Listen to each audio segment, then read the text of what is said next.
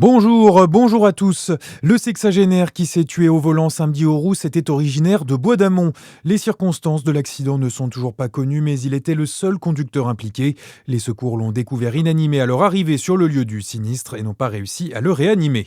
Cet accident qui s'est produit plusieurs heures après un choc frontal à Ornans, au sud de Besançon. Deux voitures se sont percutées impliquant 6 personnes. Elles ont été transférées au CHU de Besançon, parmi elles 3 bébés. Tous souffrent de blessures légères. Théodora Dragomir-Pérodin est la nouvelle Miss Jura. Elle a été élue ce week-end à Champagnole et représentera le département à Miss Franche-Comté. Elle fera notamment face à Lila Monzaco et Lumis Doux. Ce rendez-vous à noter à Lons-le-Saunier. Le week-end prochain, une quinzaine d'artisans seront accueillis à la préfecture pour 2 jours d'exposition et de démonstration de leur savoir-faire, de 10h à 18h. Autre événement cette fois à Beaune, c'est l'Aéroclub de Bourgogne qui ouvre ses portes le week-end prochain. 2 journées portes ouvertes pour faire découvrir les activités du club au grand public. Des vols au-dessus de la région seront notamment proposés, tout comme des expériences sur simulateur. Et puis c'est l'heure des bonnes affaires pour les amateurs de fraises. Les prix reculent en rayon de supermarché avec certaines barquettes de 500 grammes autour de 3,30 € en grande distribution.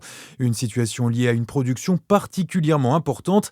Elle est en hausse d'environ 20% pour les gariguettes. On écoute Emeline Van Espen, elle est la directrice de l'AOP Fraises Framboises de France. On a vraiment eu une explosion des récoltes, en particulier de la variété gariguette, qui est arrivée en pic de production la semaine passée. On a dépassé les 1300 tonnes de gariguettes sur la semaine passée. Donc le fait qu'on ait eu ces jours de chaud, puisqu'on a eu jusque 30 degrés dans le sud-est, dans le sud-ouest, ça a vraiment accéléré les récoltes. Par contre, il y a quand même eu un dynamisme très important au niveau de la consommation. La production a pu être écoulée, même si c'est pas évident, puisqu'en fait la production a été très très très importante. La saison des fraises qui a démarré avec près de 15 jours d'avance dans certaines régions cette saison.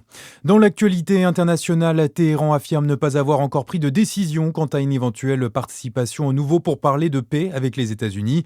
Les Iraniens qui mettent en doute le sérieux des Américains dans le processus diplomatique. La délégation américaine menée par J.D. Vance doit arriver aujourd'hui.